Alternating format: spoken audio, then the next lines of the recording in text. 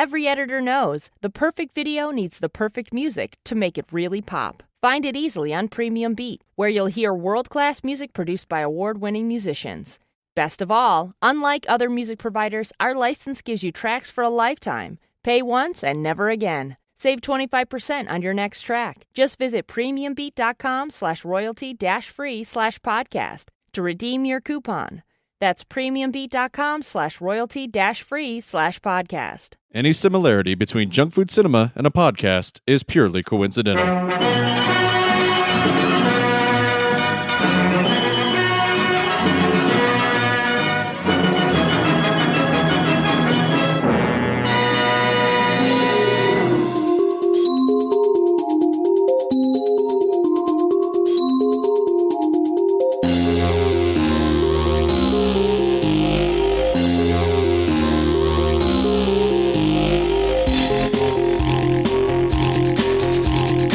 Hi, this is Dick Miller.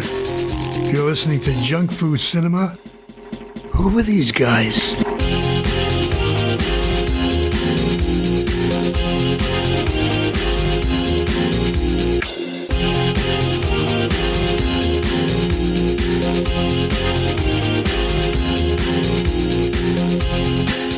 Everybody, you have popped into a real razzle-dazzle episode of Junk Food Cinema, brought to you by FilmSchoolRejects.com.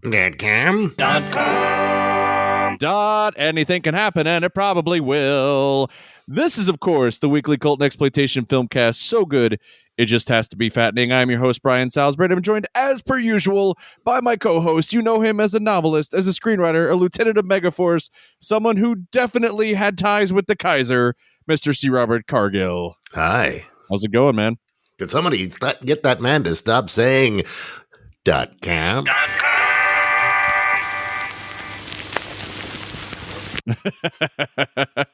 Mrs. Jones! Mrs. Jones!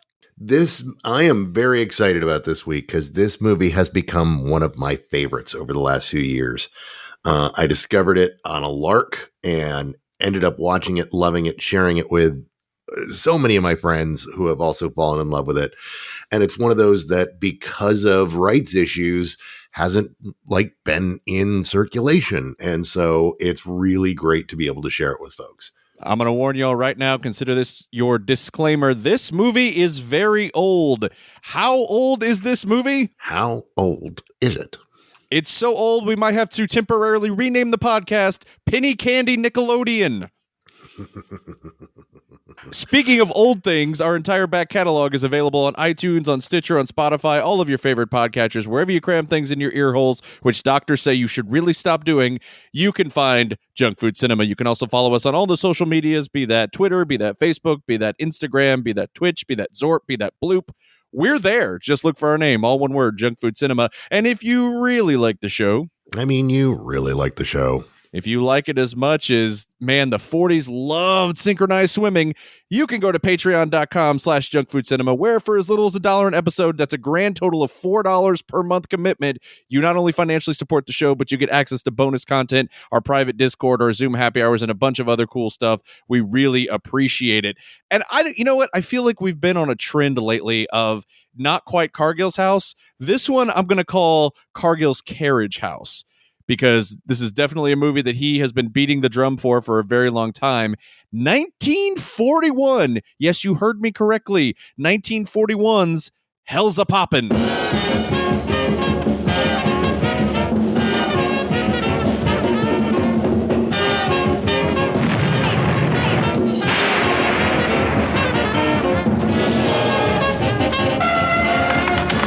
That's the first taxi driver that ever went straight where I told him to.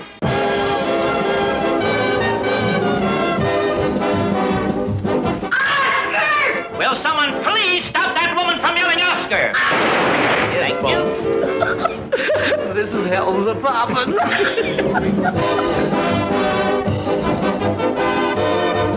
Listen, buddy.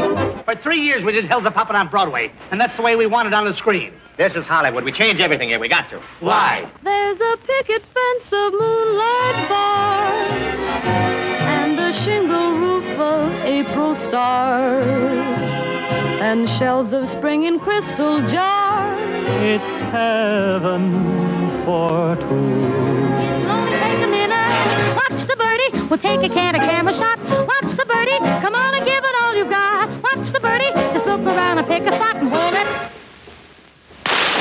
I've hungered for you so. Do not pretend, now, Peppy, Katusha. now stop. Tonight Now, is ours, and it shall live forever because you're a woman and I'm a man. A man and a woman.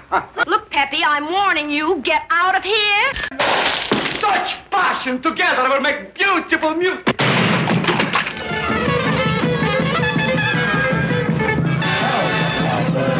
Oh, Satan's on a tear, hell's a poppin'. They're screaming everywhere, King of Inferno and vaudeville. Anything can happen, and it probably will. Hell's a poppin'. And there's a rumor now, you'll be needing your sense of humor now. Now, I feel like some of you were like, what the fuck title did you just say? Let me tell you again, that's Hell's a Poppin'.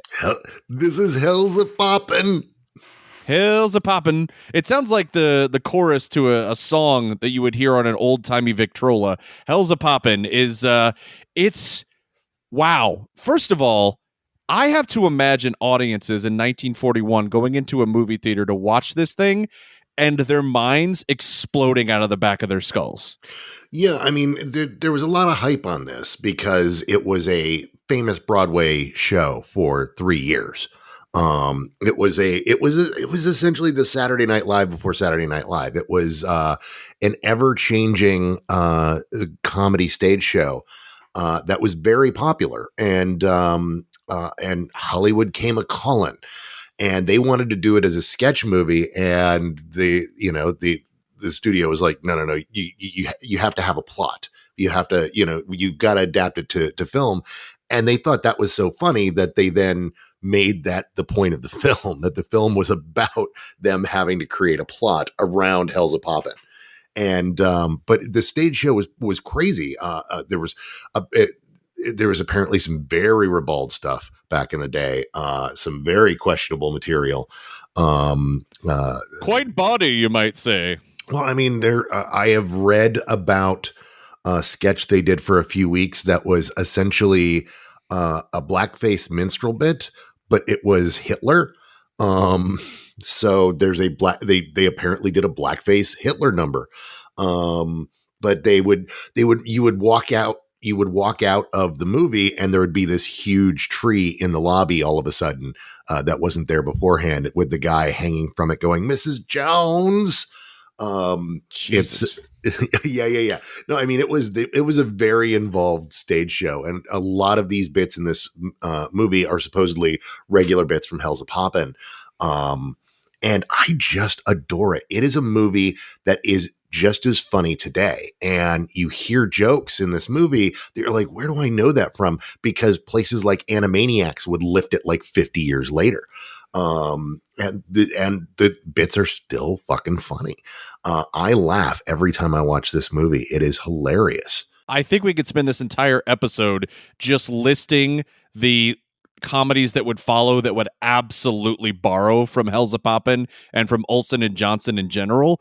Because, man, when you watch this, you just like, this feels a lot like, oh, I don't know, the Zucker brothers, or this feels a lot like Mel Brooks. I mean, there's so many specific comedy beats that later artists would certainly borrow from this. It stars Olsen and Johnson, who were a very popular comedy duo at the time. Now, oddly, I know the name Olsen and Johnson for one reason and one reason only, because they were referenced on Mad Men. If it weren't for that, I would have absolutely no idea who. I thought Olsen and Johnson are the people that made my kids shampoo. Apparently, that's not the case. Yeah, no, it's very weird. These guys were huge. They were a big comedy team. They made a bunch of movies together, and they were, it was, and of course, a big deal on Broadway. And they're, as much as they have clearly lent to the language of comedy, we don't talk about them anymore. And it's super weird that they've just kind of vanished entirely from from the consciousness of the mainstream. There are other comedy duos that we talk about, quite a bit from that era, like Abbott and Costello, but and Laurel and Hardy, but we don't talk about Olsen and Johnson. We really don't, and it's interesting. It feels like they were very popular, but for a short period of time. Like in the show, when it ran on Broadway, it actually ran at a couple of other theaters as well in that 3-year run. But there were 1,404 performances in that 3-year period, which is a huge run for a Broadway show in the 30s. But after that, they tried to make movies after this that didn't quite take as much, and they tried to bring the old act back later, and it didn't quite catch on with the audiences. So it feels like there was just this very specific window of time where Olsen and Johnson were huge, and that light burned very bright and then kind of flickered out. It's kind of fascinating. But man, in this movie, they are firing on all cylinders. 1,000%. It is just it really is just one of those. I have it up there on my list of 5 funniest movies ever made.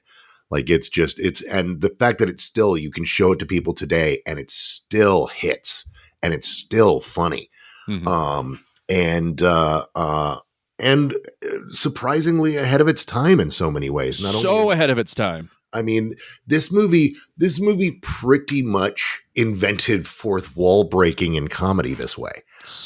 Crazy. Like the various ways they play around with the fourth wall break in this movie are just astounding. And having Martha Ray be the comic lead that she is in this was something that you didn't do in the 40s. And the way they went about that was really fascinating, and how they got around, the code and using, lots of innuendo. There's just so much stuff here that you just typically don't see from that era that would become staples of comedy in the future. And it is the best way to describe Hell's a Poppin'. It's a live action cartoon. I mean, that's just straight up what it is. It is a live action cartoon. It feels like it has more in common with the Looney Tunes than it does the comedies of the time. This movie is so loony that it literally starts with Shemp Howard, one of the Three Stooges. Like, that's where the movie begins, is with Shemp Howard as a projectionist who is going to be showing us the movie that we're watching. So again, this is so early meta, and playing with that breaking of the fourth wall and just playing with the idea of, and not just really playing with it, but getting deep into, like, there are scenes in this movie where they not only talk to the audience, but they talk over the audience to the projectionist, and then you will see people in the audience get up and move around. What happened? Pardon me just a moment, folks. Hey, operator. Hey, you up there running this film. I'd like to see that last part over again. Oh, he can't do that. He's working for the theater. The management won't let him do it. What's the matter? Are you crazy or something? He'll do it for us. I got him the job. That's Cousin Louie. Louie, rewind this film, will you? What's the matter with you guys? Don't you know you can't talk to me and the audience? Well, we're doing it, aren't we? It's crazy. Like, they really are experimenting with something that, I think by now we've seen enough of comedies that break the fourth wall and do the meta thing that it's almost old hat. But at the time, again, I just imagine audiences in that theater looking around to see who it is that was getting up and leaving during that scene. Like, it's absolute. And apparently one bit from the stage show that didn't make it into the movie is that there's a woman in the audience who keeps getting up and saying she's just going to the bathroom. She's not leaving. And it happens multiple times. It's like one of the only bits, apparently besides Blackface Hitler, that didn't make it into the screen version. Jesus Christ, are you kidding me? No, because I did a deep dive after I first saw it, because I'm like, what the hell did I just watch? That's amazing. Where the hell did this come from? Clearly, they brag about being a Broadway show, so I started looking up the Broadway show. You can find reviews of it buried online, in old, scans of print editions of newspapers and such, and it really was a big deal at the time. The Broadway show and the movie. But sadly, because, and I've heard it's rights issues, I haven't been able to zero in on what the rights issues are, but it hasn't been available for years. You can't, you can get it on DVD, but it's a bootleg. You can only find bootlegs out there of this. It was apparently, I guess, on VHS at some point, and someone ripped it, and it's been on YouTube for years now. That's how I always watch it. And you can find it around, but you can't stream it. You can't own a physical copy of it. But man, is it fucking great.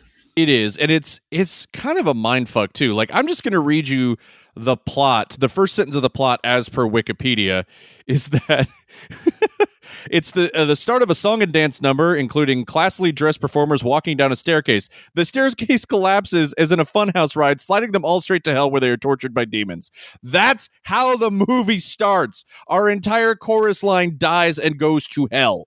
That's the beginning of this movie from 1941. And when I say they go to hell, I mean that they go to what I can only imagine is the same set later used by Cannon Films for the film The Apple, because it looks like the hell portrayed in the musical The Apple. Yeah. Yeah, it's got, all these devils running around. It really does a really great job of setting the tone for the movie, because it's just so wacky and crazy. And yeah, essentially what happens is, they're being tortured in hell, and then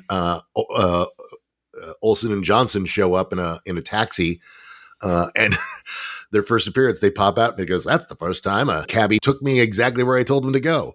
And and then it gets weird and zany, and then the director interrupts the movie and he's like, "What the hell are we making here? I don't understand." And they're like, "We're making Hell's a Poppin'." And then the director insists that they actually have to tell a story, that they can't just do a bunch of skits. But of course, it's very self-deprecating at the same time, which is part of what's so funny about it. Is like, as you mentioned at the beginning, when it opens up and you get the Hell's a Papa, and you get a title card that says any resemblance between this and an actual motion picture are purely coincidental. And there's lots of busting the balls of Olsen and Johnson. Every character in here, for the most part, is the butt of a joke. And finally, the director talks them into talking to a screenwriter. By the way, did you recognize that screenwriter? Oh yeah, that dude has been in so many movies. It's ridiculous. But he was from MASH. Oh shit! Yes, also yes. MASH. Yeah, he's epic. Elisha Cook Jr. is that actor's name. Mm-hmm. And so he then pitches what the screenplay is. And so as he's pitching the screenplay, we see an image from what they want to shoot, and then the movie starts, and we're into what is actually a plot, which is Olsen and Johnson go to help out their buddy throw a production of his musical review show, and in order to help him get it sold. But meanwhile, he's in love with a woman who is about to be engaged to another man, but she's in love with him, and it's a big love triangle. And so they decide to try to help him out and get him hooked up, and it all goes to shit. And that is the plot of the movie, as Martha Ray runs around trying to get laid. This foreign baron prince, foreign prince, is, everybody thinks he's pretending to be a prince, but he's actually really a prince. Yes. And then lots of cartoonish gags, that everybody is always playing along with. And it is a delightful joke every 3 seconds kind of movie. Like, it's not a joke a minute, laugh a minute movie. It's a laugh every few seconds movie. Like, if you don't like one of the jokes, wait around a couple seconds, because they've got another one coming right at you. Everything is in service of being hilarious, and very little in service of telling a story. Yeah, I mean, it's like everyone always says that hackney joke about that place they live, where if you don't like the weather, wait 5 minutes. Which you have to say and you can't see it because this is an auditory medium. But I literally did the like thing with my elbows, where I like kind of pumped them up and down when I said that joke in that radio voice, because that's how old that joke is. It's required that you tell it that way. But yeah, there's things I expected to see in this movie, because again, this is a movie that I had not seen prior to Cargill saying we should absolutely cover it. So that's why this is an offshoot of Cargill's House, Cargill's Carriage House. I was expecting a few things from this. I was expecting big music, because it's a comedy from the 40s. So I was expecting musical numbers. I was expecting synchronized swimming. I was expecting, maybe some open door farce and some mistaken identity. And what's crazy is that it kind of shoves all of those things into one movie. Like, there are so many elements that have become the benchmark of comedies and musicals of this era that are just like crammed as 10 pounds of potatoes in a 5-pound sack into this film. What I didn't expect to see was the movie stops dead and becomes Mystery Science Theater for a couple minutes, where literally Olsen and Johnson are watching their own movie and commenting on it with their little silhouettes in the it was blowing my mind. I was like, holy shit, I'm watching Mystery Science Theater in the 40s. Yeah. I mean, this movie really was very influential. It did a bunch of things that would then become hallmarks and staples of comedy in different places. I mean, another thing I bet you didn't expect, the Kangaroo Dancers. I was worried. I saw their name in the opening credits, and I was like, Cargill, we're going to have to disclaim so much. Oh, no. I mean, we started the episode talking about blackface Hitler, so I feel like we kind of did the door in the face technique, and now it's not quite as bad. But when I saw that name, I was like, please, God, please don't let this be an Al Jolson situation. Let it be Olsen, not Jolson. That's all I want from this movie, because if that's what that dance troupe is, we're going to have to scratch this. And it's not. It's just a very unfortunate name of a group of extremely talented Black musicians and dancers. And watching them, I swear to God, Cargill, I have been watching so much wrestling lately, and I thought I was watching a match between like Eddie Guerrero and Rob Van Dam. There was so many flips and kicks and all kinds of acrobatics. I was just like completely like starstruck watching these people. And it's one of those things that with comedies of this era, with musicals, I'm like, yeah, the Busby Berkeley swimming numbers are kind of cool, and they do all these big production numbers, and most of the time that's when I'm checking my watch, or that's when I'm going to get a drink. It's not something that holds my attention. But when these folks were doing their thing, man, I was like, this is fucking awesome. Yeah, they used to perform that live as part of the show. And that's why they got them into the movie. And the way they get it in is so ham-fisted and delightful. It's literally they're setting up for the show, and people start picking up instruments and playing. And as they're playing, people who are working there start dancing, and they're the Kangaroo Dancers.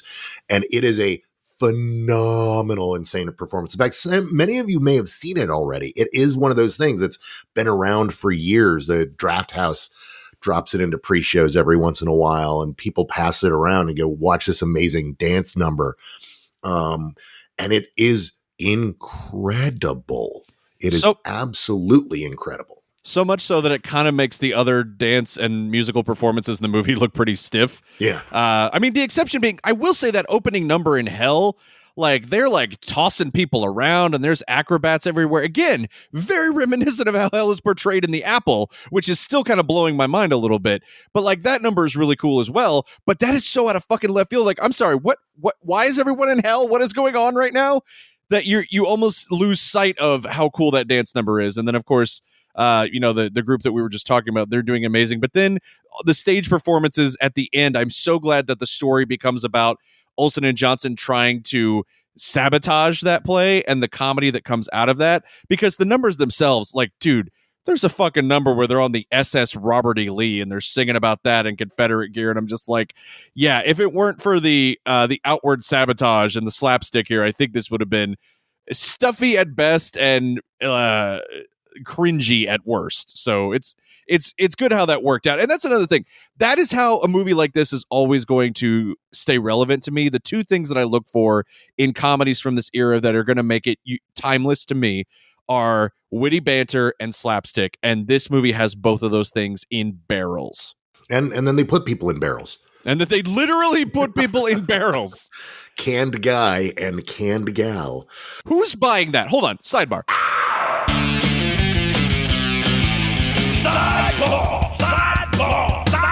Who's buying canned guy and canned gal? Like, what is the aftermarket for? I'm very confused by this. What's the retail value of canned guy and canned gal? I have no idea. Let's go to Craigslist right now and look this up. Canned guy. A few moments later. Oh, no. Wow, there's a lot of pictures, but that's not the guy's can. I can tell you that much. Holy shit. Anyway, we're going to scrap this idea. Stargrove. And the banter, man, that's the thing that actually made Olsen and Johnson stars was their back and forth, and especially when they're jabbing at each other.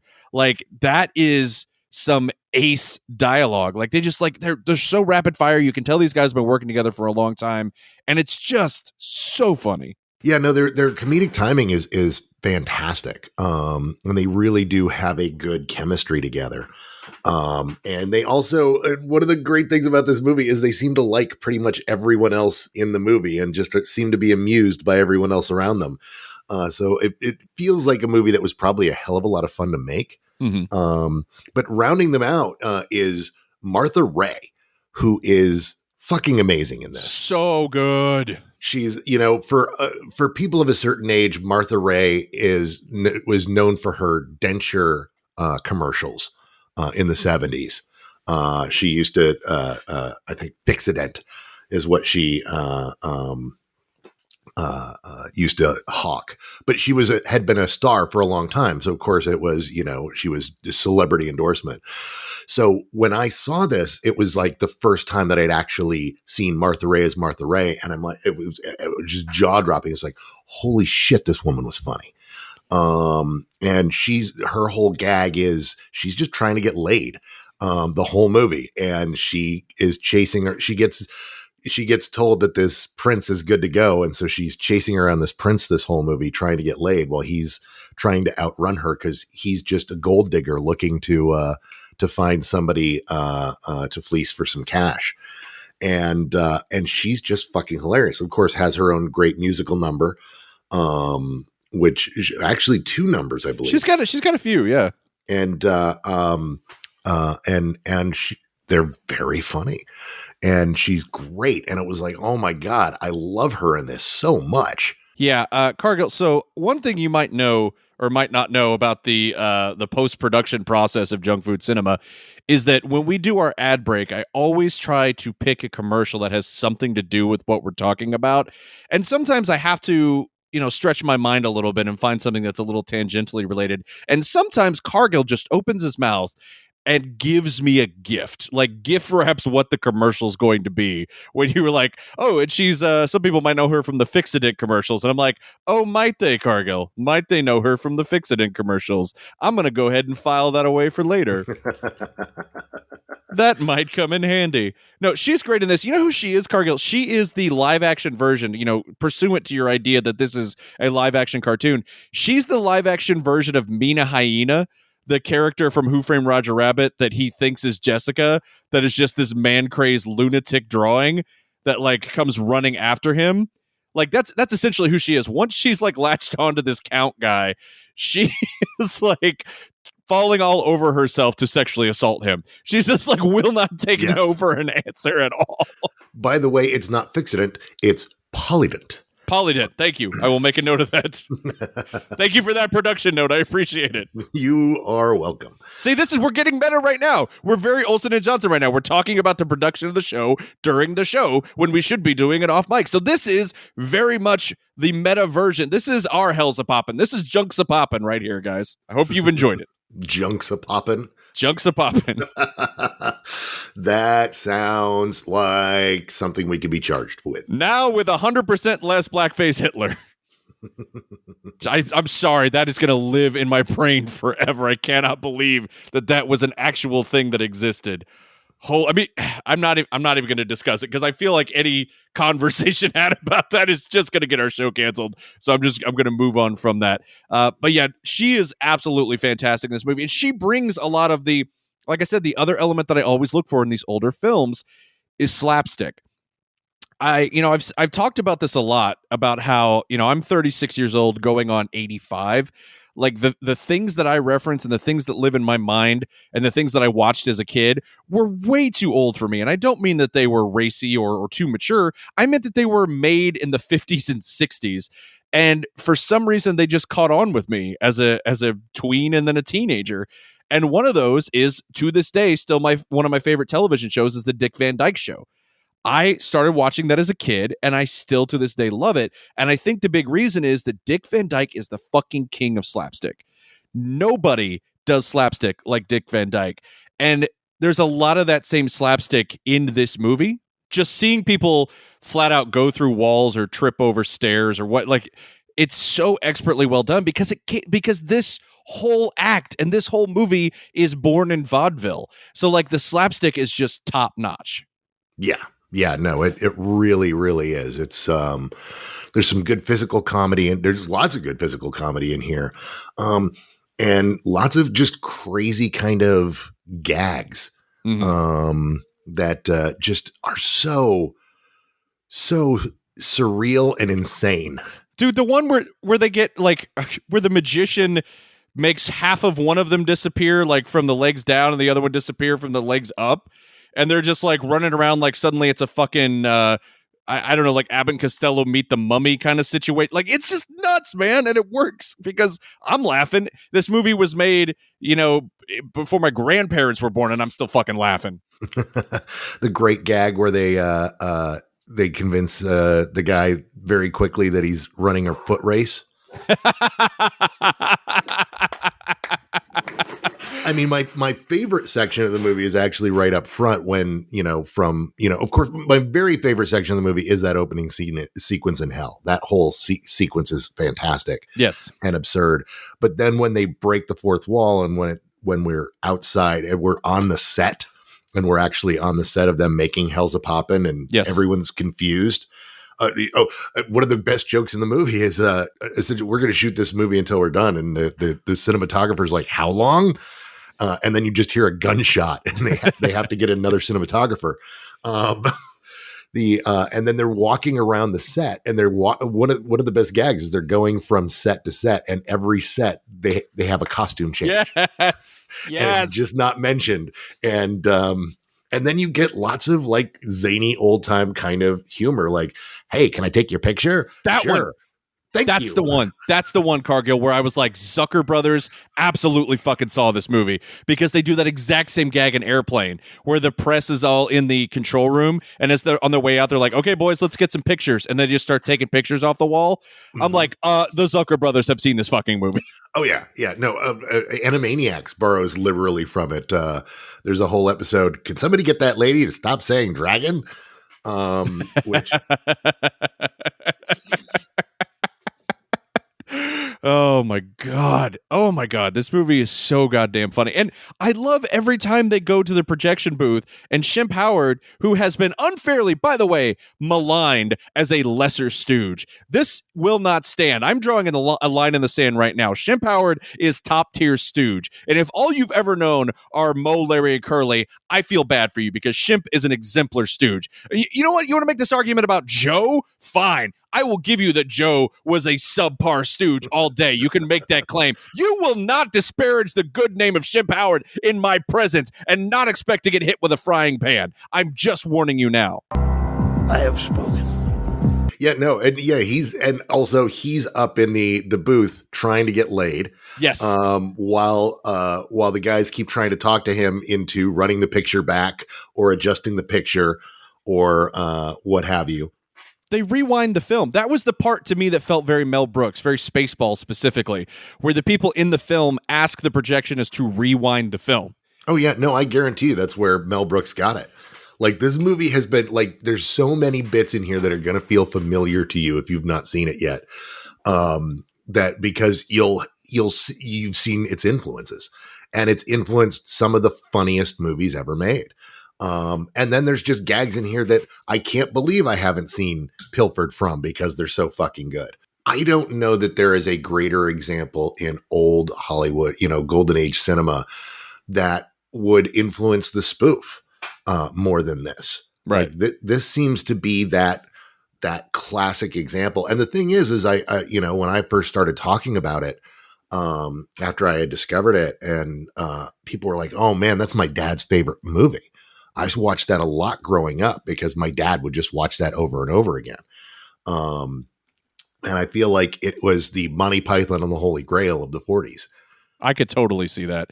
I could absolutely see this being the kind of like constantly quoted, relentlessly silly mainstay movie that became part of a pop culture fixture. You're like, I could absolutely see this being the Holy Grail of its era. But hold on to your dentures, folks, because it's that time. So Cargill, if you would, please. After these messages, we'll be right back. I'm using kitchen chemistry to show some friends who don't use Polident just how great it cleans. Look at this food stain. What a mess. Yep. Cherries, blueberries, coffee, and tea. Polident cleans that. I'll switch. Watch. My super strength Polident has super cleaning power. See? Wow, it's clean as a whistle. From now on, I use Polident. Me too. Polident's terrific. Like the Big Mouth says, super strength Polident Green gets tough stains clean. The perfect video needs the perfect music. That's why premium beat tracks are produced by award-winning musicians at world-class studios. Plus, our license gives you tracks for a lifetime. Pay once and never again. Save 25% on your next track at premiumbeat.com/royalty-free/podcast.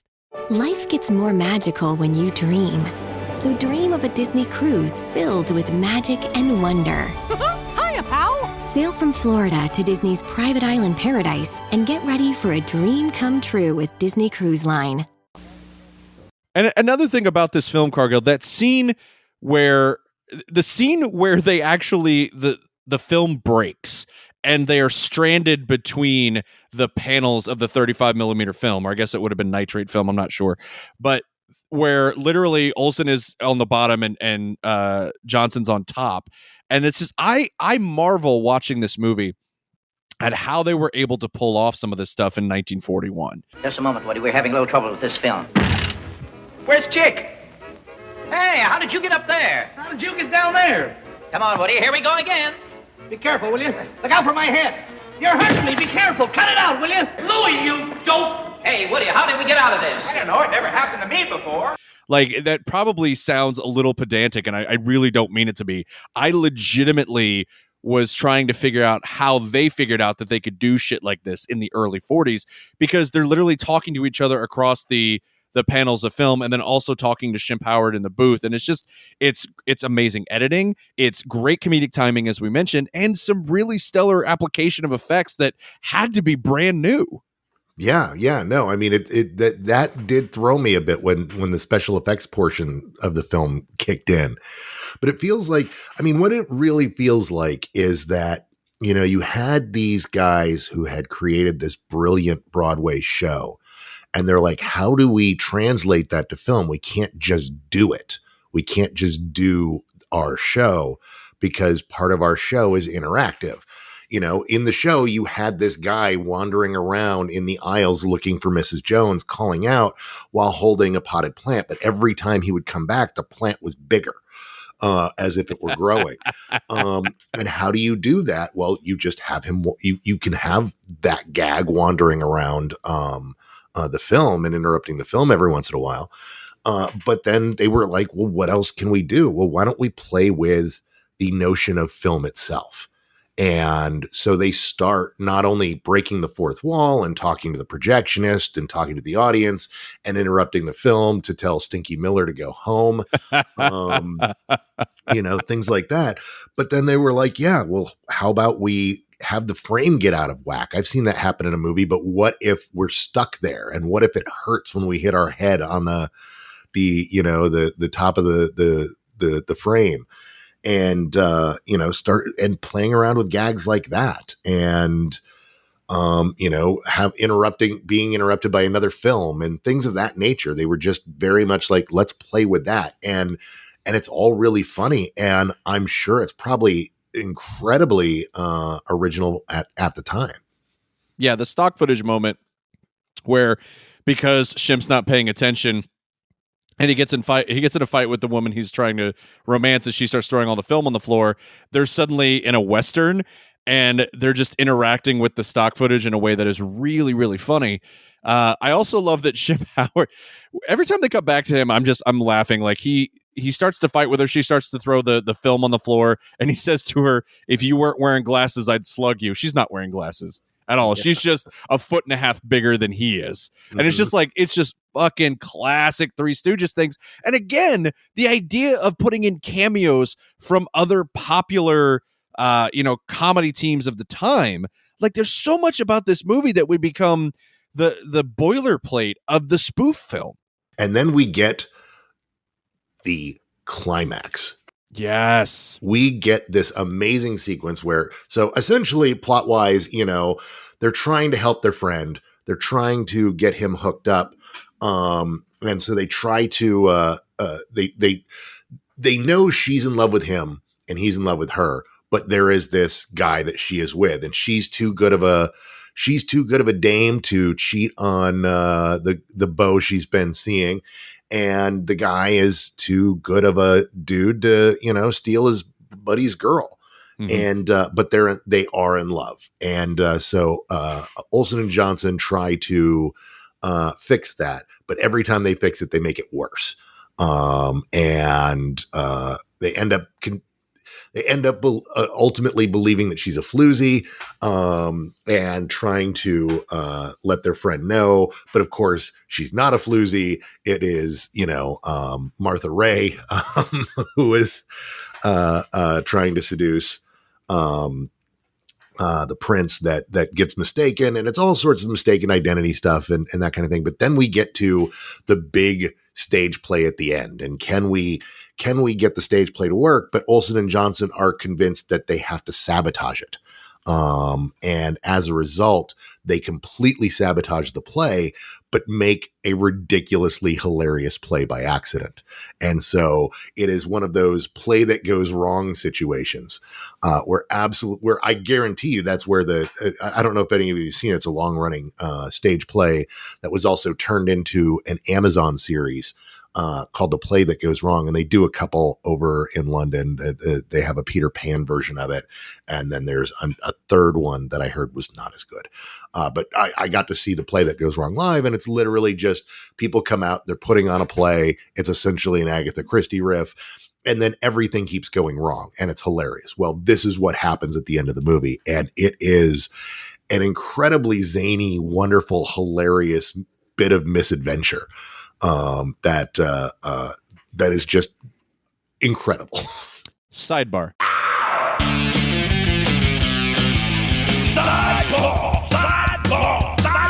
I promise I will come back to this play at the end of the movie in just a minute, so just kind of consider this the intermission.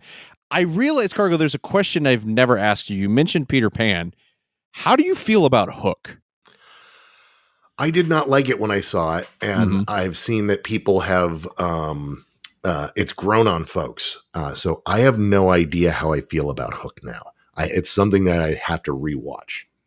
I think you should. It's interesting because, like, I understand why people didn't like it.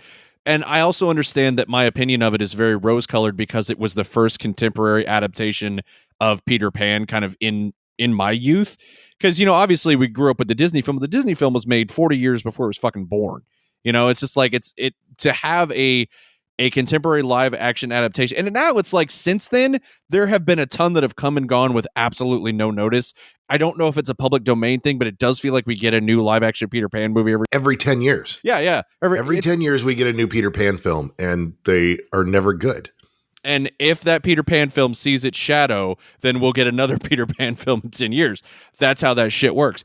But I don't know. I feel like it's going to be interesting now revisiting it, because I feel like every time we watch a Robin Williams movie today, there is that lingering pain of not having him around anymore that makes us appreciate his performance in whatever it is, regardless of the rest of the movie.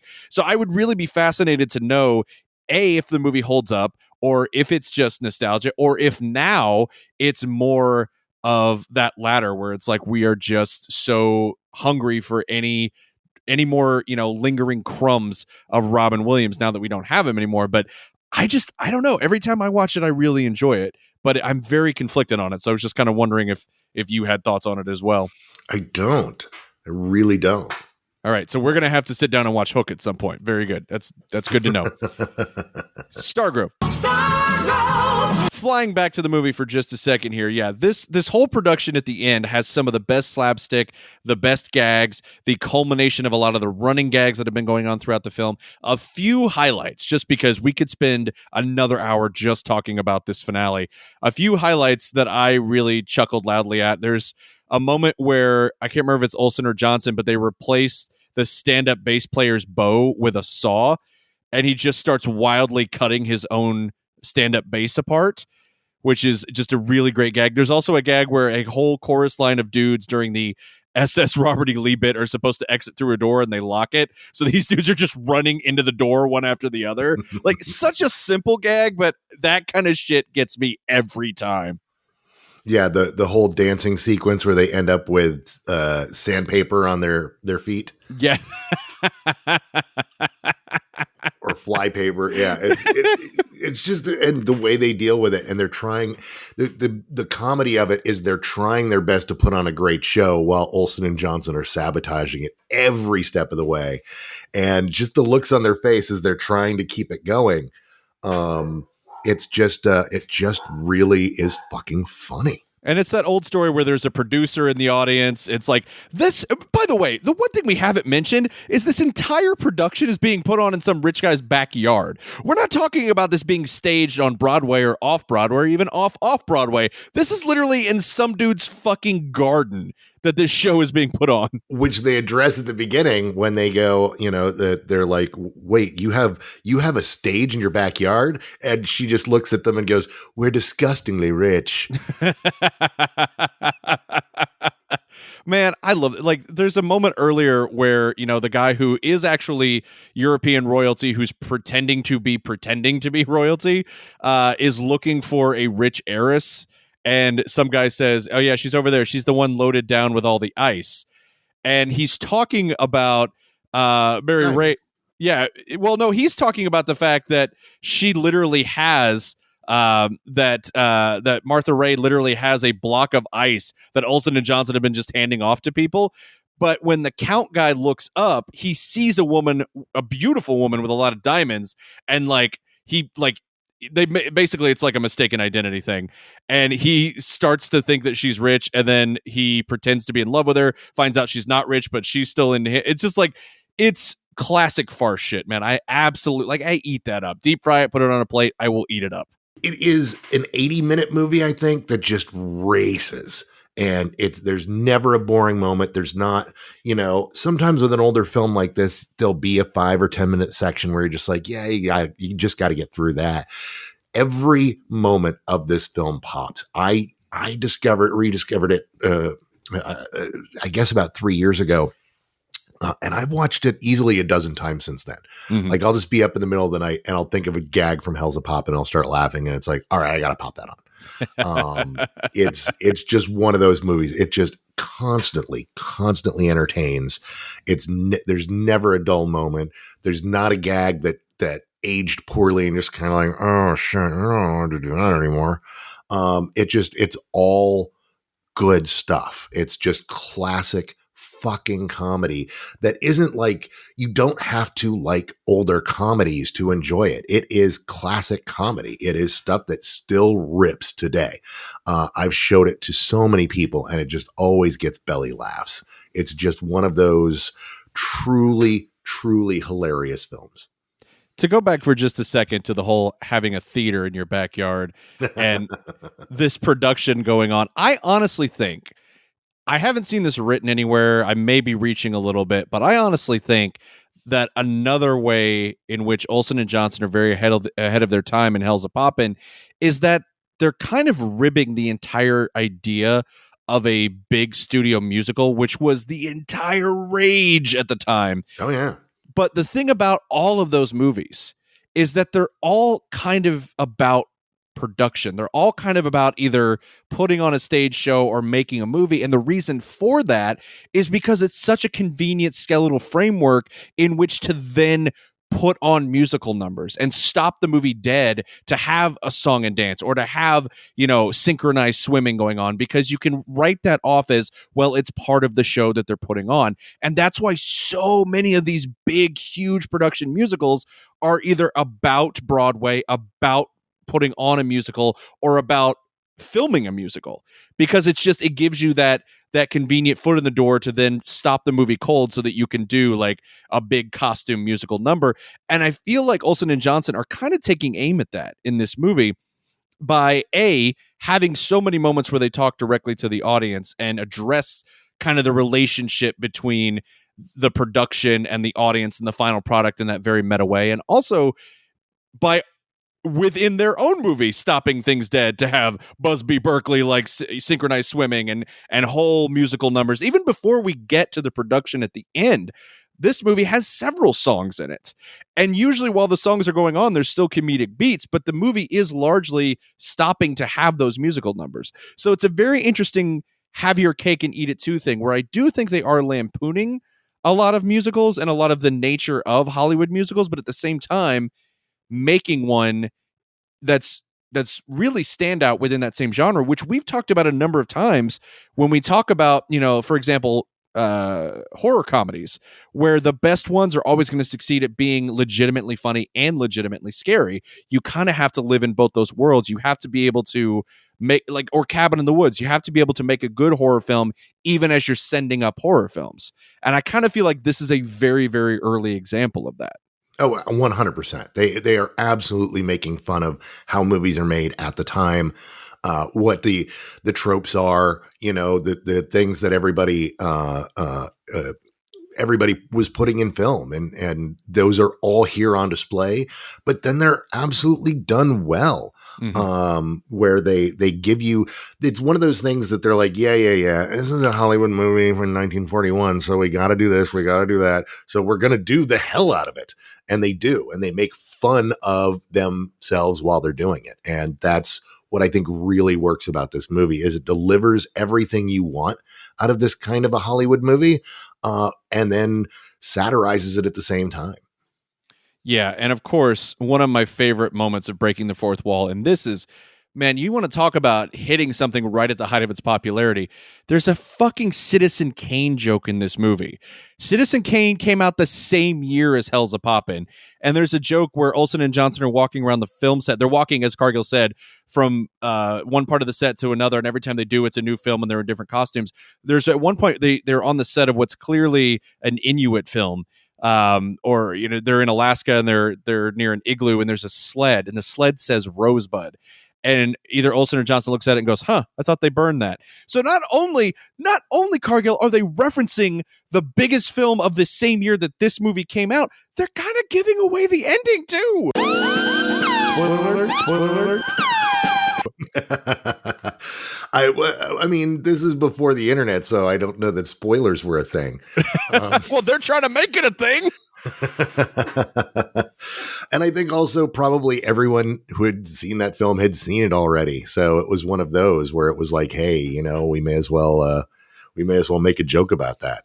But I do think it's crazy that the one big reference they drop is to a movie that is still well known and relevant today. So yeah. Their little joke about the Rosebud sled is something that absolutely still hits today. Yeah, it 100% does.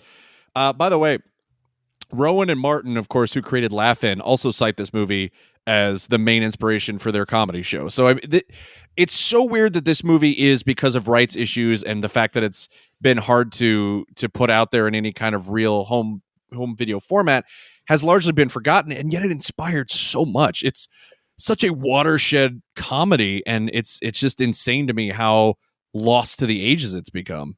Yeah. No, I can't believe that something so influential has just kind of vanished from the mainstream, and it's not something that's ever talked about or referenced or cited openly in this day and age, which is why I always bang the drum for it, and why I wanted to do an episode on it, was because I know that everyone who loves junk food cinema is going to fucking love this movie. This is just one of those films that is infinitely rewatchable and entirely hilarious. And speaking to the inherent absurdity of film production and the film industry, Hell's a Poppin' received a nomination for Best Song at the 1942 Academy Awards for a song called Pigfoot Pete. That's great, right? A little bit of prestige to this movie. Problem is, Pigfoot Pete is not a song that appears in this film. It's in a movie called Keep 'Em Flyin' with Abbott and Costello, released the same year by the same production company, but somehow got credited to Hell's a Poppin'. So Hell's a Poppin' got an Oscar nomination for a song not in Hell's a Poppin'. You can't ask for anything better than that one. You gotta believe that Olsen and Johnson got a huge fucking laugh out of that. Enormous. And I imagine that probably never happened again, because what a huge boner for the Oscars. But it's hilarious to think that they were just like, oh yeah, it's from this movie, we don't need to check. But it is, probably 60 years before the IMDb existed. So I guess on some level, Academy of Motion Picture Arts and Sciences, I can't blame you too much. And to just put a bow on it, the movie they lost to, White Christmas. Well, I mean, that song is still... I know. For at least a month fills everybody's house. So, I mean, if you're going to lose to anybody, lose to a fucking juggernaut like White Christmas. I mean, that's how you do it. Yeah, absolutely. Really weird piece of trivia, Cargill. Both Olsen and Johnson died of kidney failure, and they died almost on the same day, a year apart. And they were both 70 years old. Yeah, it's fucking crazy. They're actually buried near each other in Las Vegas. And because after they had trouble getting their show kind of back on the air, they tried to do a TV version called Fireball Fun for All. It didn't really take. They tried a couple more movies, but in Vegas, they found steady work until they were too old and too ill to keep performing. So like Vegas was kind of their renaissance, and this is right at the advent of fucking Vegas being a thing. So just like I can only imagine what it must have been like to, in the late 50s, early 60s, to be shooting craps and then, going into the casino theater to see Olsen and Johnson do their thing. Like that's not a bad time to live in, if you ask this guy. No, not at all. Talking bears, talking dogs, people who disappear, slapstick comedy. What kind of a script is that? Well, I didn't tell you, but I saw Hell's a Poppin' in New York, and I thought it was very funny. Well, here's what I think of it. And that's going to bring us to the junk food pairing. And Cargill, for this one, I went with something that I feel like when I hear the word Hell's a Poppin', I think of Flamin' Hot Cheetos popcorn, because it's hot, it's spicy, it's popcorn, it's the perfect movie snack, but it's got that infernal twist to it, and it's got that, which kind of feels like a dark joke, which there's a lot of those in this movie. So I feel like Olsen and Johnson, though they sadly passed away before they could experience the human achievement that is Cheetos Flamin' Hot popcorn, would have appreciated it being the junk food pairing for this film. I approve. I mean, it's that or 2 slices of bread. Okay, so there's a bit in this movie where the count is at the buffet and he asks for bread, and the chef gives him 2 pieces of bread. He's like, what? Only 2 pieces? I asked for bread. So he just keeps loading bread, and every time he does, the count gives him this look like, more, please. And so the chef finally cuts an enormous, probably 4-foot-long baguette in half and just says, here, is that enough for you? And he goes, enough. And you're back to 2 slices. And of course, the chef gets mad and walks. It's just like, guys, I know that I'm an old soul, and I know I do this show with Old Man Cargill, but I'm willing to bet money that if you watch this film today, you will still get several chuckles out of it. Like, regardless of the fact that it was released the same year that we entered World War II, it's fucking timeless in a lot of ways, and I'm really glad we got to talk about it. Yeah. And you know what? Surprisingly, I do, they managed to get through the whole movie without any war references. That is interesting, actually. Yeah, this movie doesn't really date itself. It really does feel like a timeless comedy, despite being a black and white comedy. There's just something timeless about it.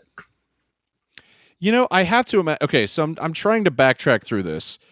So unless this movie was released in late December, It was released in late December. Holy shit. Okay. December 26, 1941. That actually does make it really interesting that they didn't reference the war, because by that point, Pearl Harbor had been 3 weeks before that, which I know sounds like how could they possibly, but like this movie and all of its meta touches and the fact that they're making references to Citizen Kane, they could have easily put in some kind of war reference. Well, keep in mind that like Casablanca was only named Casablanca because like the week before it was released, Casablanca was in the news.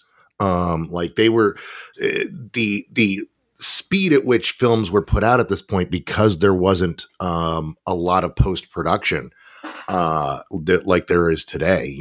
Now we have color correction, and you got to do audio and ADR and all sorts of things where, it can take months for even just a normal film without a lot of visual effects to be done. But you at this point, they were cranking out movies. The studio system was literally just cranking them out. And the fact that but the war in Europe had been a big deal for 2 years. And the fact that Olsen and Johnson were doing, lots of relevant stuff and included, their comedy bits were always very timely and on their stage show.